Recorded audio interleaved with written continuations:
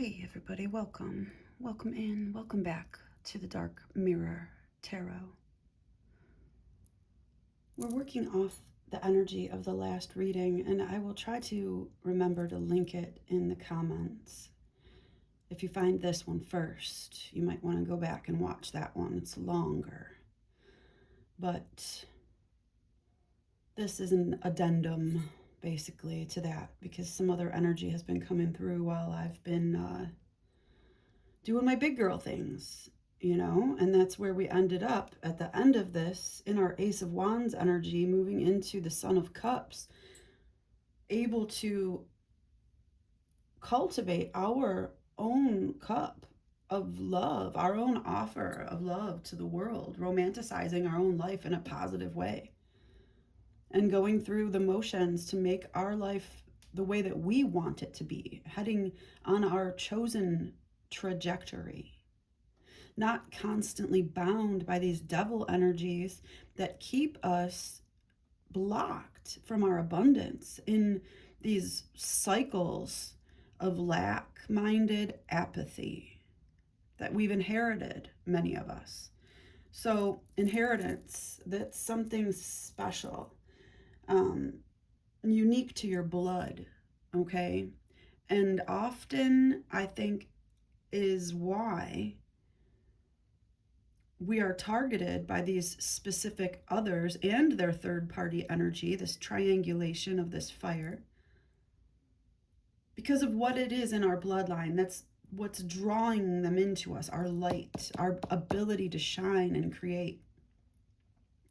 So what's interesting that came through for me while I was doing my big girl things, sometimes when you're doing the mundane tasks, the 3D work that we're putting in and doing the reps, your mind is then able to clear and focus, and then new messages come through, right?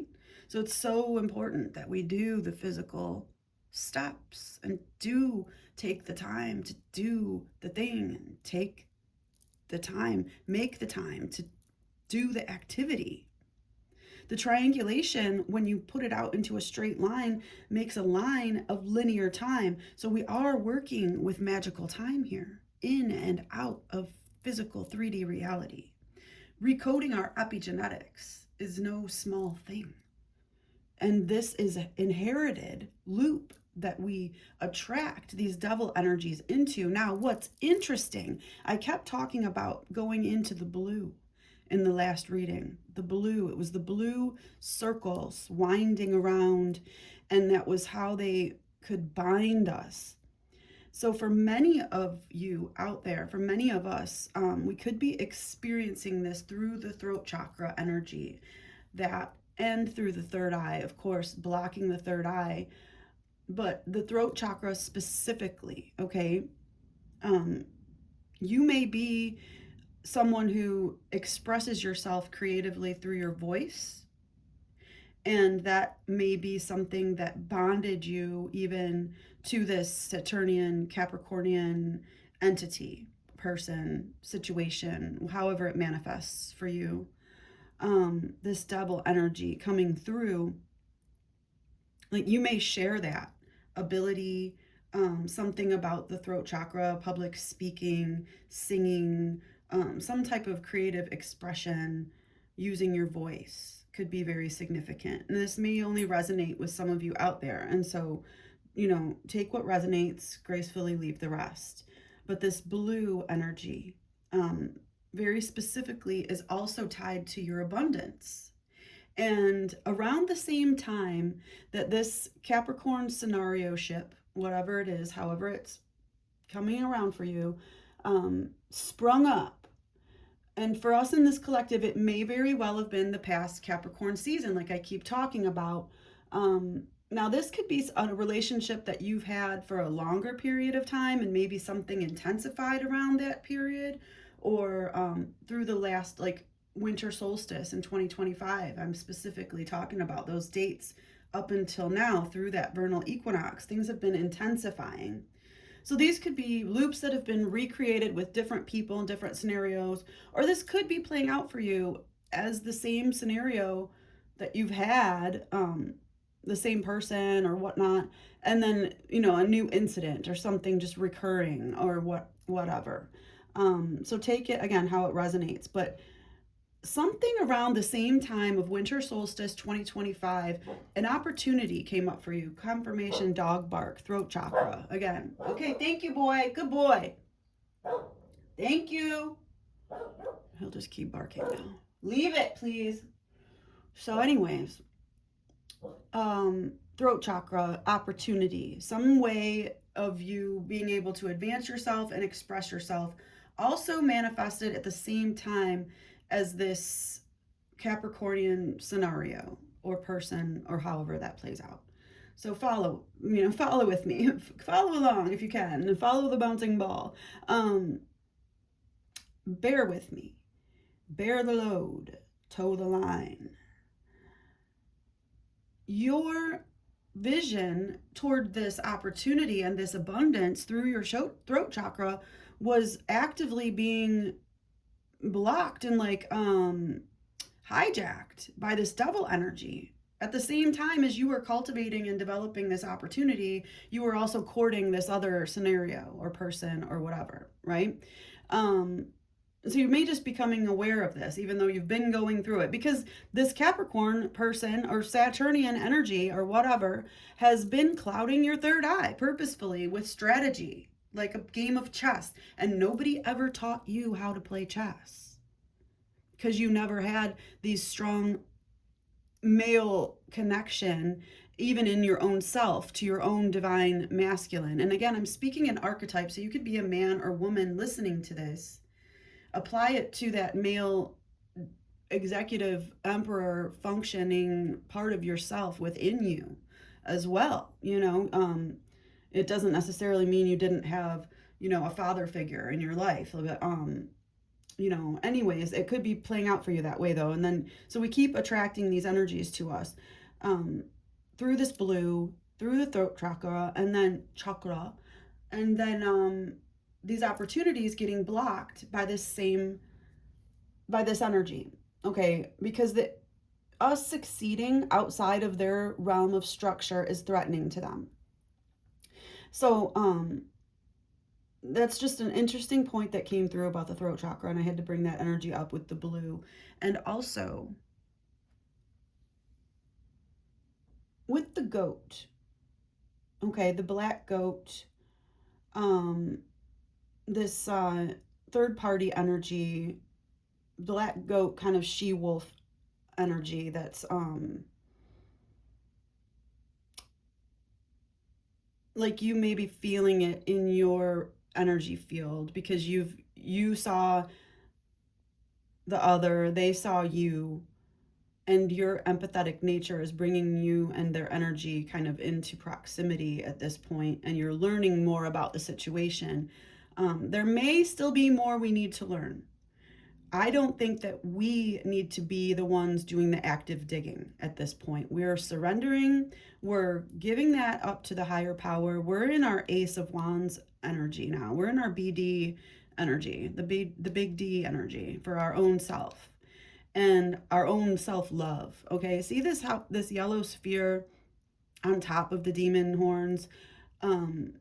We're binding the demonic energy with our own light and our own ability to be in our light. And that's all we need to do is move forward. Our guides, our protectors, and our energy will protect us if we are in our energy and aligned with our highest good. That's all we have to do. It's going to trigger the F out of these demonic forces and these people and these third party energies, because they are all tied up in this kind of the worship of the goat in such a way that they think they're deriving some type of black magic power from it. This is what's interesting, and we don't want to revel in their demise. Like I was saying in the last reading, we don't want to, that's going to fuck up our power. It's going to mess up our own energy for our own highest good. We can't be stuck on watching them fall and laughing, okay? Because that's not good for our energy field. We want our colors to be bright. We want to show up in white.